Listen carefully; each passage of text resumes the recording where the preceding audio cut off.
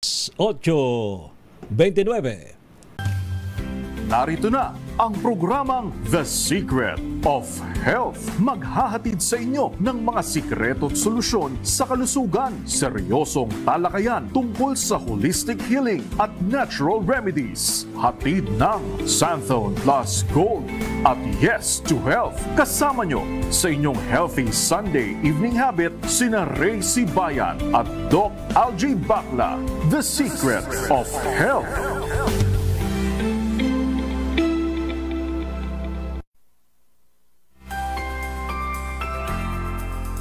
Isang malusughong gabi, Luzon, Visayas, Mindanao, worldwide.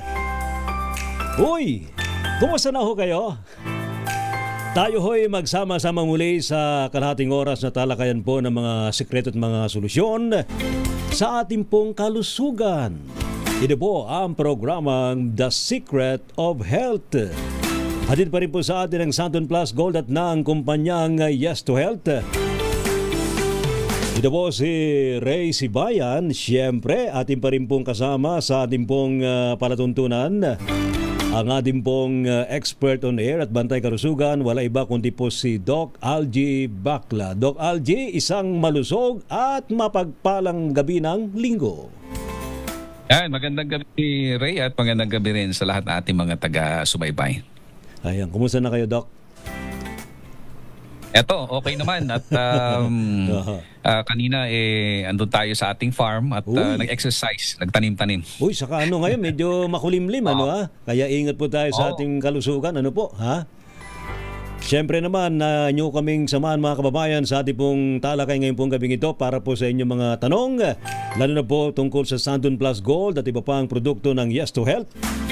I-text lamang po yan sa DZRH text line. Ito ho, 0919-282-6485, 0919-282-6485, o i-comment po sa amin pong live streaming sa DZRH News Facebook. Doc Algie, marami na po sa ating mga listener at viewers ang nakasubok ng ating pong Santhone Plus Coffee. Kasama na ako. Tulad ng ating mga winners last episode, sabay mula kay Teresa Termulo, abay natanggap na raw po niya, Doc, ang kanyang Santhone Plus Coffee. Aba, totoo po pala, sabi ho niya na masarap at healthy. Isasabay daw po niya ito sa Santhone Plus Gold na kanyang iniinom. Maraming salamat daw po, Doc, sa DZRH at lalo na po sa Yes to Health. Yan, salamat naman Ma'am Teresa at congratulations, kayo pala yung nanalo last promo natin, last episode. And of course, yes naman Ray, doon sa ating mga taga-subaybay, yung mga viewer natin sa Facebook Live, pwede nyo pong sipagan ang panonood at pag-share na rin, at tuloy-tuloy rin yung ating pamimigay kasi na ating pong Santhone Plus Coffee gift pack. Okay? Yung ating watch, share and win. Kaya ang gagawin nyo lang po, mag-share, mag-comment, hashtag The Secret of Health. I-share po ninyo yan at malay nyo, kayo yung mapalad na mananalo ng ating gift pack. Mamaya, dalawa po yan na mananalo at the end of our program. Yes, mga dalawang lucky winner natin, ha? At ngayon, Doc, The Secret of Health. Ito na. Isa po sa mga nagpapahirap sa atin, Doc Algie, hindi lamang sa mga nagkakaedad, ba? Ang mataas na level ng uric acid. Aray ko po, ang sakit-sakit niyan pag tumama sa atin, ha?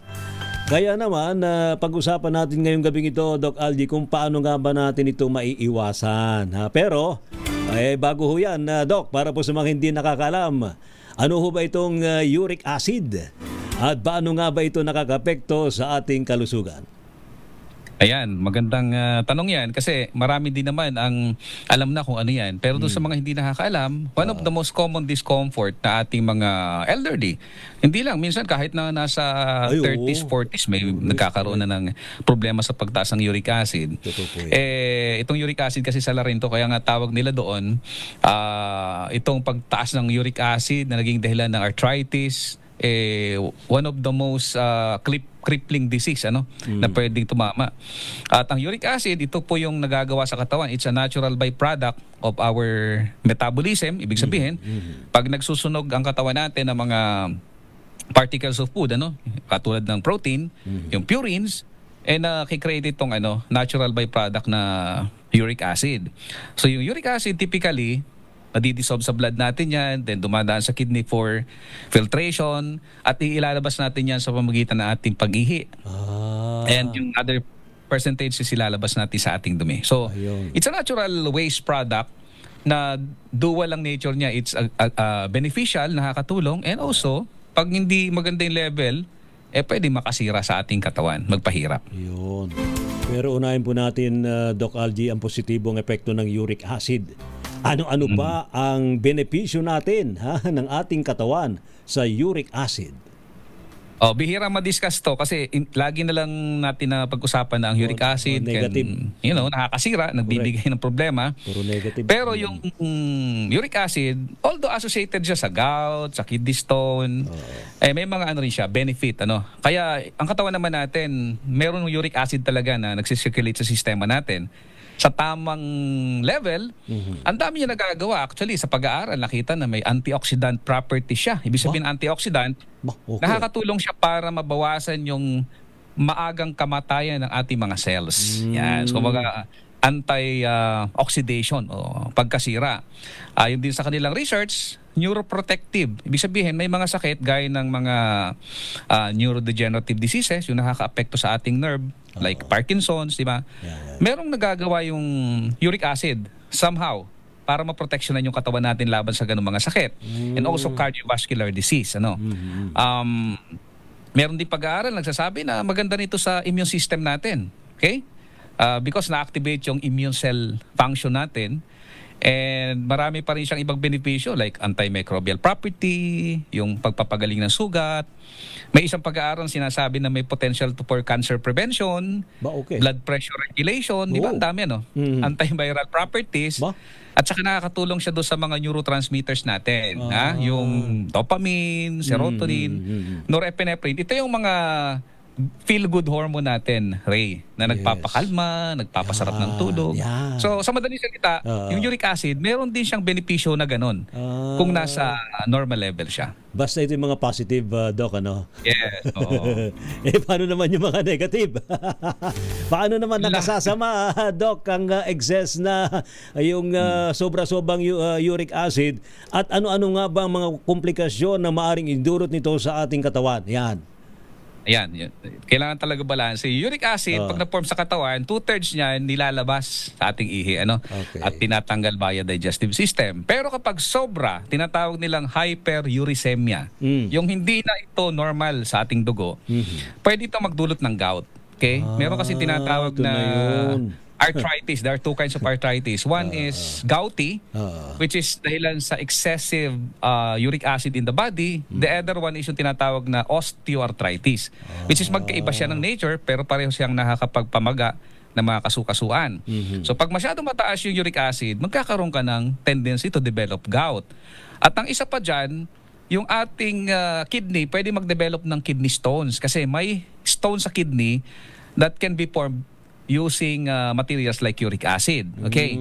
At saka yung pag-develop ng CKD o chronic kidney disease, kapag masyado mataas ang uric acid natin, lagi yung detect ng doktor, taas ng uric acid natin, may danger sa pag-develop ng kidney failure. Kasi nga, hindi na normal yung level niya, magkikrystallize siya that can block the kidney and form kidney stones. So, kaya mahalaga na balance talaga yung uric acid natin. Meron namang way proper hydration, healthy diet, lifestyle changes na pwedeng gawin natin mga kaibigan. Pwede ka kasi magkaroon ng gout, yung sinabi kanina, pwede magkaroon ng cardiovascular issue pag hindi makontrol ang uric acid. And isa pa sa common, yung pag-form ng tinatawag na TOPI. TOPI. Ano yun? TOPHI. Okay. Yun yung nakikita mo sa mga kasukasuan na parang bumubukol siya. Ito ay monosodium urate na tinatawag. Na pag tumataas yung uric acid mo, nagke-create siya ng formation sa mga joints natin. Kaya tingnan mo yung mga elders natin, minsan liko-liko na yung mga daliri, tapos may mga malalaking bukol na sa kasukasuan. Pag Pag binuksan yun, alaman yun, parang powder. Yun nga yung monosodium urate na dahilan sa mataas na uric acid. So, TOPI ang tawag doon. Saka yung metabolic syndrome, nakakapagpabagal to ng metabolism once na sobrang taas na ng ating uric acid. So, ang tendency mo, magkaka-liver fat ka, pataba ka ng sobra, mag-overweight ka. So, marami rin consequences of having hyperuricemia or high uric acid. Talaga? Yung pala parang bukol-bukol sa mga kasukasuhan, Dok? Ano yun? Pag mataas ang uric acid mo, yun ang possible na pwede niyang gawin sa... Hindi ba mawawala yun? Hindi mawawala yun? Kung makokontrol natin yung ating intake of uric acid food and also, I think, surgery, kapag sobrang lala na, kasi masyado ng masyado ng malalaki minsan eh. So, hydration and diet pa rin and medication. Punta kayo sa doktor para malaman nyo kung ano yung tamang gamot. Ayun. Ay, mamaya ho mga kababayan. Pag-usapan naman po natin paano nga ba natin maiiwasan. Ayan na, ang mataas na level ng uric acid. At paano nga ba makatutulong ito? Ito maganda, di ba Doc Algie? Paano nga ba makakatulong ang pag-inom ng ating Santon Plus Gold para mawala itong problema natin sa uric? Ano ha? Kaya tutok lamang po dahil po sa magbabalik pa rin po ang programang The Secret of Health. Yan. The Secret of Number 1. Ako si Jovencio. Dala na rin ng edad, hirap ako lumakad. Masakit at nanginginig ang mga binti, pero kailangan kumayod. Kaya araw-araw, healthy diet at nag-exercise ako. Sinasabayan ko rin ng Santon Plus Gold. Ngayon, feeling healthy at malakas ako. Santon Plus Gold, mabibili sa mga butika. Mahalagang paalala, ang Santon Plus Gold ay hindi gamot at hindi dapat gamitin panggamot sa anumang uri ng sakit. Jiro, call center agent. Puyat at stress ang kalaban ko araw-araw. Bumagsak ang katawan ko at laging nakakasakit. Pero sa healthy diet, exercise at Santon Plus Coffee Mix na may natural na energy booster, I feel healthy every day. Santon Plus Coffee Mix, mabibili sa mga butika. Mga sikreto at solusyon sa kalusugan. Dito lang sa The Secret of Health.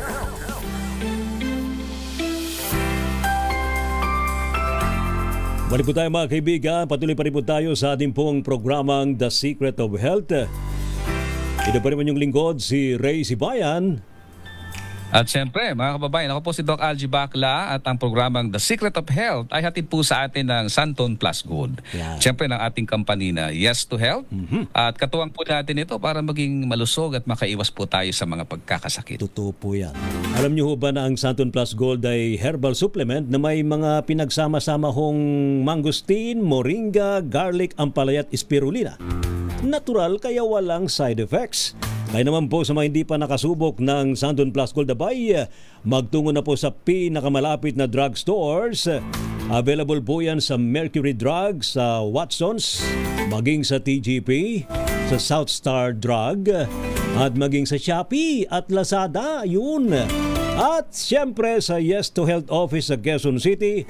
Maaari po kayong tumawag sa Yes to Health Hotline. Ito po ang kanilang hotline sa Yes to Health Office. 0969-627-1262 0969-627-1262. The Secret of Health. Yung mga senior dyan, ready na ba kayo? Tayo po ituloy pa rin sa ating pagtalakay mga kaibigan na Doc Algie. Ano-ano ho ba ang dapat gawin ng ating mga listener, ng ating mga viewers para maiwasan ang pagtaas ng level ng uric acid? Ayan. So magandang tanong yan kasi ang uric acid increase is associated talaga yan sa ating diet. Okay. Kung medyo maingat tayo sa pagkain natin, medyo makakaligtas tayo sa hyperuricemia. Unang-una, iwasan yung mga high purine foods. Okay? High purine foods. Ang protein is source of purine, pero ang pinakamatindi dito yung mga karne gaya ng yung mga red meats, okay? Lalo na yung mga laman loob, Ray, ano? Ay, yung mga bitukang manok, kaya na ano pa? Atay, balon-balunan, gutak. Yan, yung mga yan, ang cause ng high purine sa ating katawan. And also sa isda, okay naman yung isda, kaya lang may mga isda talaga na naturally mataas yung purine level, yung sardinas, yung mga mackerel, yung mga hipon, alimango, yan, yung mga paborito natin, yung mga tuna, basta mga red meat na fish, yung medyo malalaking isda. Talaga. Ako, pag kumain kayo niyan, mataas ang uric acid nyo, mamamagabigla yung mga kasuan natin. Kasi nga, natitrigger nila yung inflammation. And also alcohol, especially yung beer. Sorry sa mga mahilig uminom ng beer. Pag mataas ang uric acid mo, huwag kayo magbe-beer because of its high purine content. Mula doon sa yeast na ginagamit sa kanya para ma-brew siya o ma-ferment siya. And also yung mga spirits, yung wine, yan. Iwas yan. High sugar, especially yung may mga artificial na mga sweetener, big no sa ganyan pag mataas ng uric acid natin. Kinakailangan talaga medyo bawas kayo ng sweet kasi napapansin ng mga may high uric acid pag nagkikik sila, umaatake yung pananakit. And also, may mga halaman rin, may mga pagkain gulay na pwede nyong iwasan kung meron kayong matindi talagang mataas na uric acid.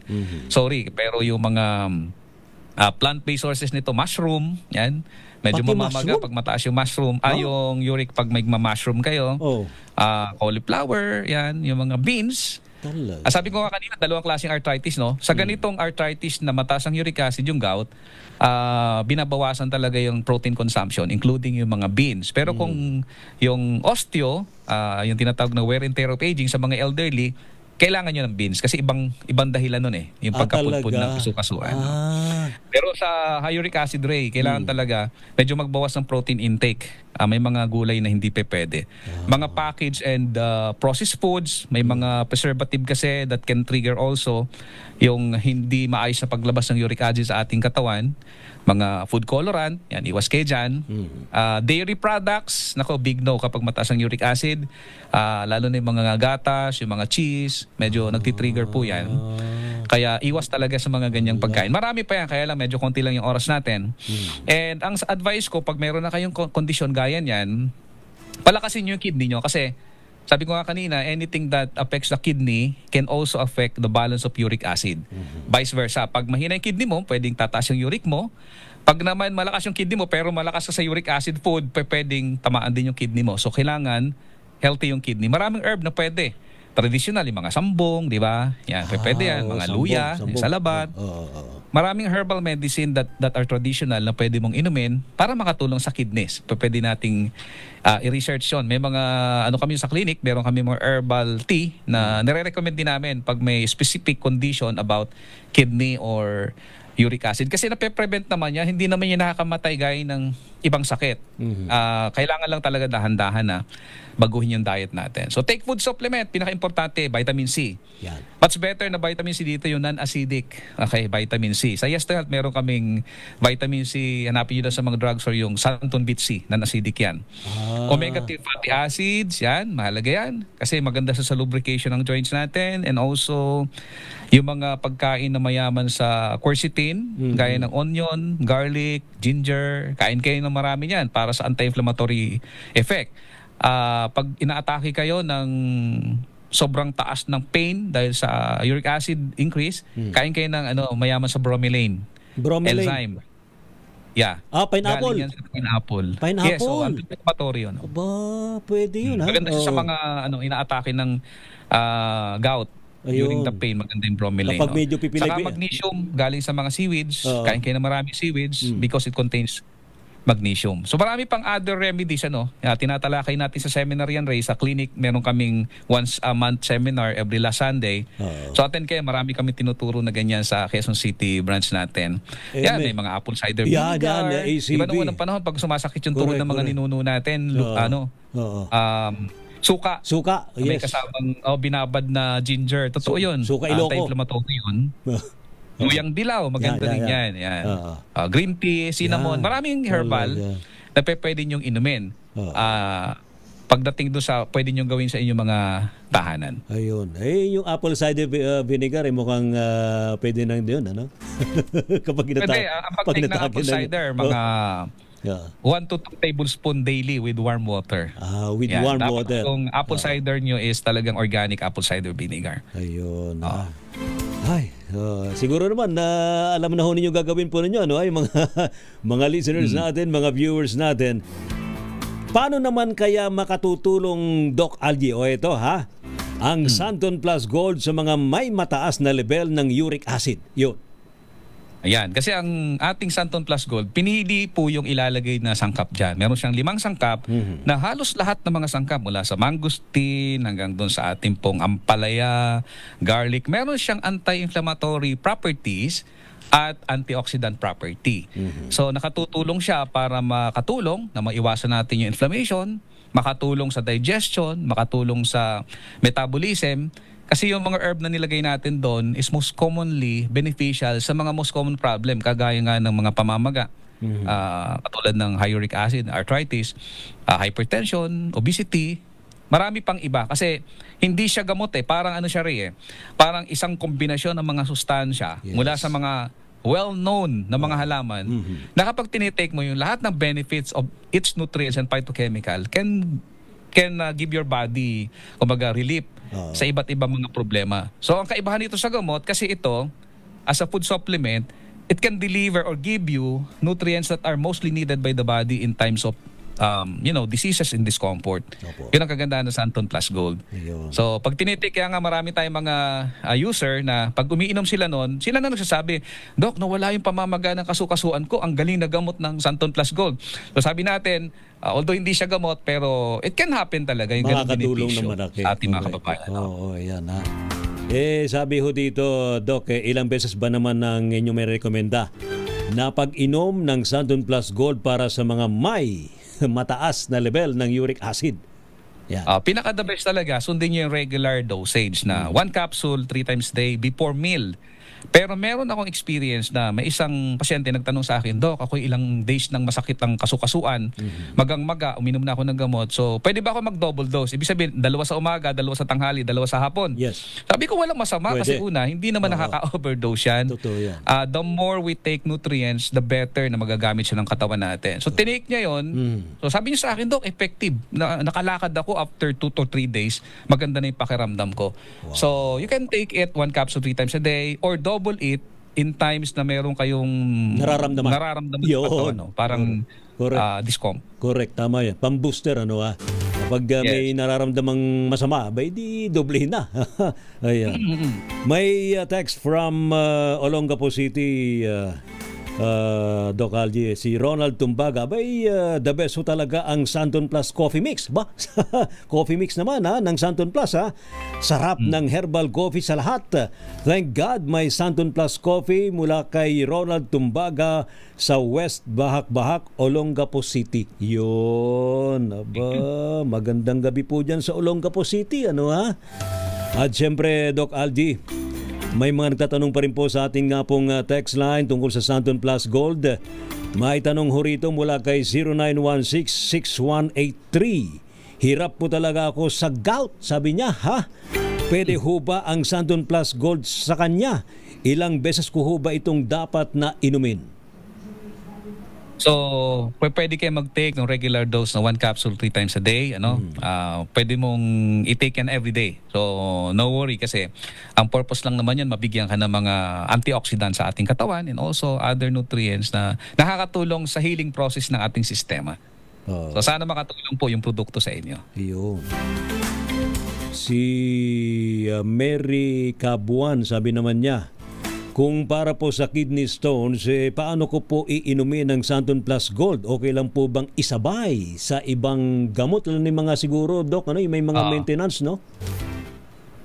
Pwede, kasi alam nyo, yung Santon Plus Gold, kahit meron kayong tinitake na prescription medication, any maintenance, wala siyang problema. Kasi una, iba kasi yung purpose ng Santon Plus Gold. It's a food supplement. Pagkain siya pero hindi karaniwang pagkain. It's a highly concentrated kind of food, tawag namin dyan, functional food, na pwede nyong idagdag na hindi magko-conflict sa inyong mga medication. You can take at least 3 capsules per day before meal. So doon sa mga nagtatanong, paano ko nalipasan na nakakain na? Walang problema. Walang complication yun. Ayun. Paano kung gutom na gutom daw, Doc? Pwede ka namang uminom ng Santon Plus Gold, no harm sa inyo sigmura. Kasi nga, sabi ko nga, wala naman itong harmful sa tiyan na ingredients. Kaya nga, usually, Ray, ang mga food supplement, nire-recommend namin before meals para patunayan sa inyo na yung supplements are just food na hindi nakakapag-harm ng ating tiyan. So, it's completely safe sa ating tiyan. Correct. Saka natural ho yan. Wala hong chemical dyan. Oo.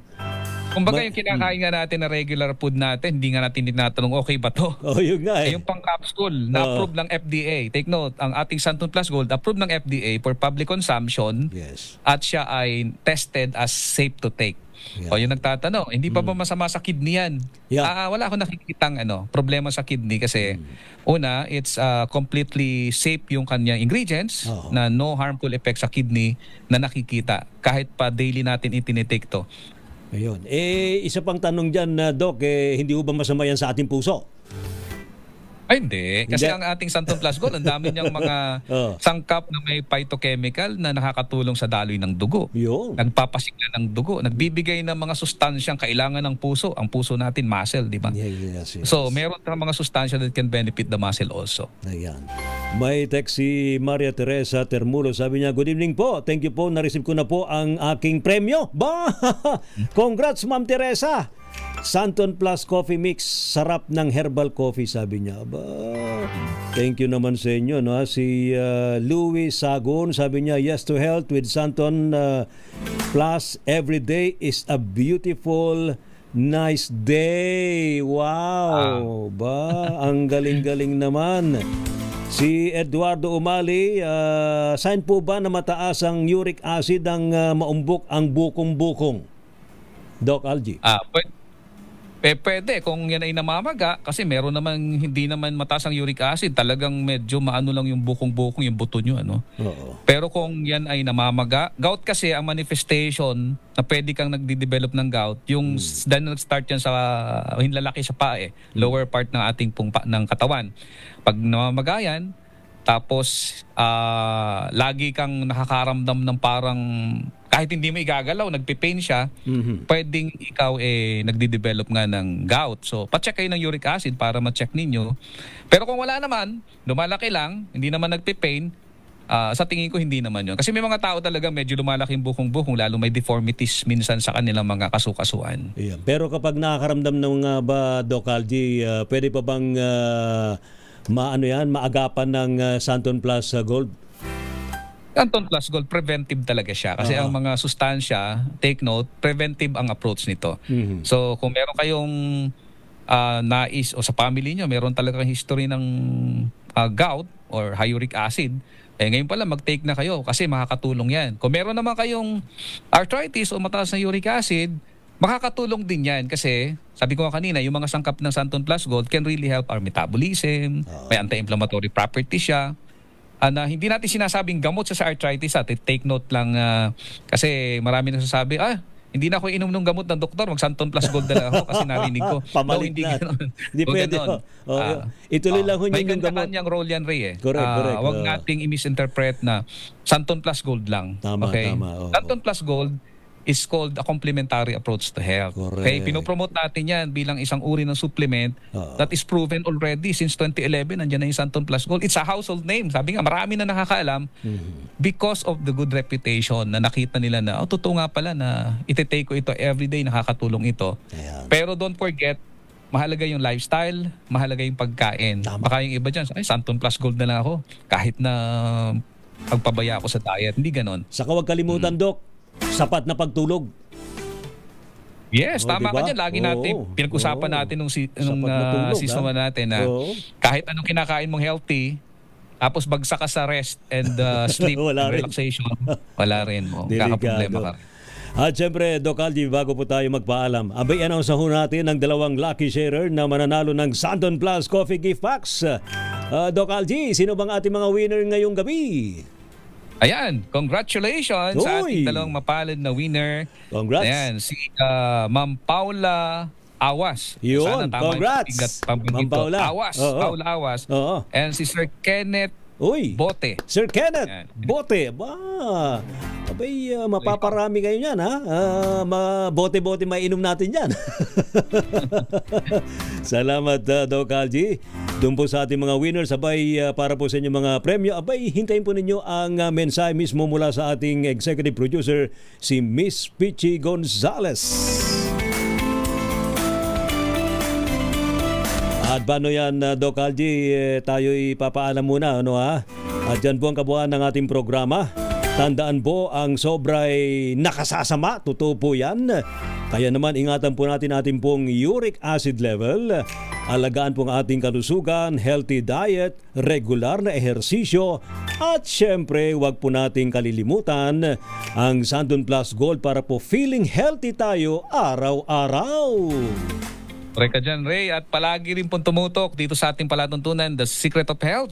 Ang programang magbibigay po sa inyo ng sikreto at bagong kaalaman at mga impormasyon sa pangangalaga ng ating kalusugan. Ako po ang inyong bantay kalusugan. Siyempre, ang inyong naturopath on air, Doc Algie Bacla. Ito po si Ray Siban pa rin po sa ating programang The Secret of Health. Yung The Secret of Health.